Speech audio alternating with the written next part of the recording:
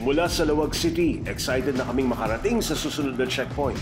Walang iba kundi ang UNESCO World Heritage Site at isa sa new 7 Wonder Cities in the world, ang makasaysayang lungsod ng Vigan.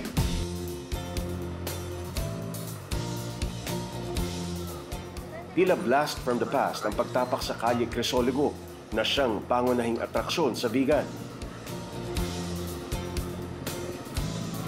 At syempre, kilala rin ang Vigan sa iba't ibang masasarap na pagkaing Iloco, gaya ng empanada. Sa mahigit 15 oras na biyahe, ngayon pa lamang kami makakakain ng matino. Ngayon pa lang tayo magla-lunch. Alas 4. Okay, let's go. Nung sinabi ko sa'yo yung tungkol sa bagnet, sabi ko, bagnet? Bagnet, I mean, malapit na bagnet dito. Ano pa yun? Yung Iloco, empanada. So, since familiar ako doon sa lugar, sabi ko sa'yo, sige, dyan lang yun. Pero ano nangyari? Doon tayo tumagal, no? 1 hour, mga 1 hour tayo. Habang nagpapahinga kami, sabay minindal na rin sa Vigan City. Nauna naman sa Baguio checkpoint ang Amerikanong solo rider na si Charles. Mukhang may home court advantage pala si Charles sa Baguio checkpoint.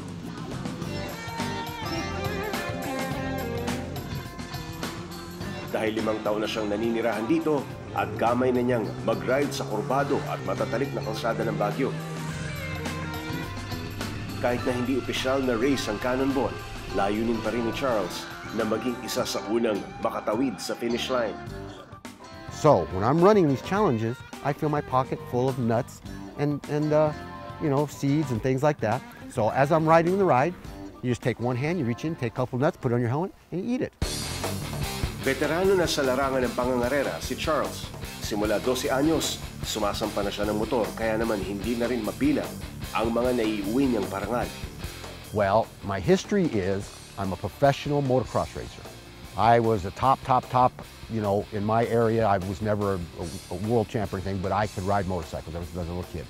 I have ridden cross-country 500-mile desert races across the desert that takes you like 20 hours to finish. Sumali rin pala siya sa Cannonball nung nakaraang taon at naging panlima sa Endurance 1000 category. Ngayong taon, gusto pa niyang basagin ang nakaraan niyang record. Maganda na sana ang naging umpisa ng ride niya, pero kabi-kabilang aberya ang pinagdaanan niya. Sa may bandang pagudpod sa Ilocos Norte, napansin niyang lumambot ang likurang gulong ng kanyang motor. Kaya kinailangan niyang magpalit ng gulong sa Vigan na kumain ng 2 oras. There was a nail in my tire, and in the dark, I couldn't see it. They got the nail out, plugged my tire, so now I'm good for the rest of the way. Now my goal was just to get to the end. Samantala, pagkatapos naming magmerienda na Raymond at Malu sa Vigan, handa na kaming humarurot patungo sa huling checkpoint sa Baguio City. 7 oras na lang ang natitira. Kulang-kulang 400 kilometro pa ang lalakbay namin hanggang finish line. Makaabot man kami sa cut-off o hindi, bastang importante, tatapusin ko kahit anong mangyari, kahit lampas na sa oras. At the same time, iniisip namin na kailangan makarating kami ulit, makabalik kami sa finish line ng ligtas, na walang aberya. Pero kampante naman ng mga kasama ko na aabot kami sa takdang oras. Kailangan naming makarating sa finish line sa loob ng 24 oras mula nang kami ay mag-take off sa Pampanga. Nandun tayo sa level ng 50% siguro. Sa skills, Pero sa level ng enjoyment, I think nasa 100% tayo. Kasi kung tatanungin mo lahat, sabi na, kung tatlo na to, namasyal lang. Pagdating sa Baguio checkpoint, nagpatatak lang kami ng mabilis sa umarangkada na agad pabalik ng Pampanga.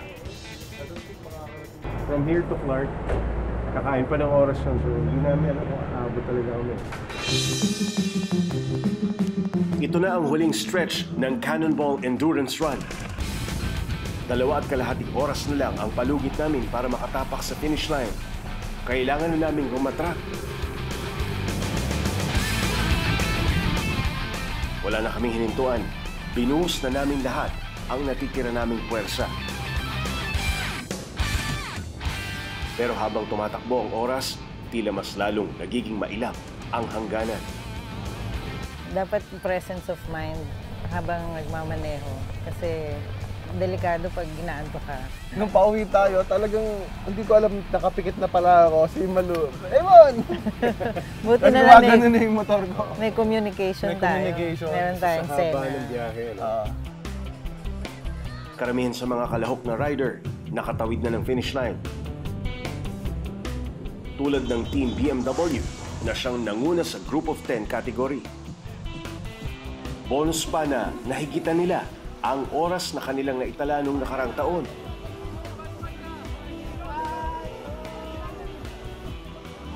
It's actually not a race, pero yung competition kasi parang within ourselves na lang eh. Para sa amin lang yun, na para lang makatapos tayo. We beat our own time for last year. Ganun ang ginagawa. Maging ang mga Pinoy riders at Grupong Uhaw nakalagpas na rin sa finish line. Fulfill, masaya, achievement ng group eh. Hindi lang pagsarili, pero we work as a team. At first, gusto sana namin sabay-sabay kami as a group. Pero yung bandang huli, nagkaiwan-iwan din, nagkahiwalay. Medyo napagod, inantok, pero ang target ko naman is top 50. Awan ng Diyos, pumasok naman ako sa top 25.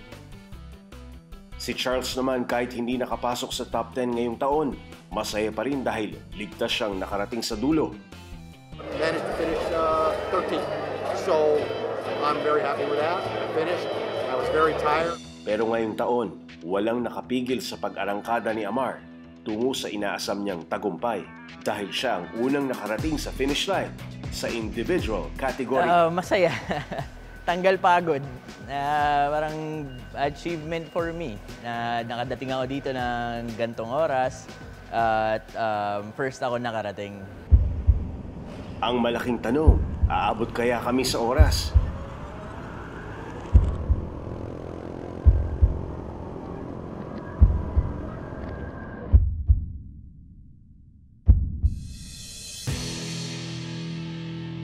Siyam na minuto bago ang deadline, narating din namin ang finish line.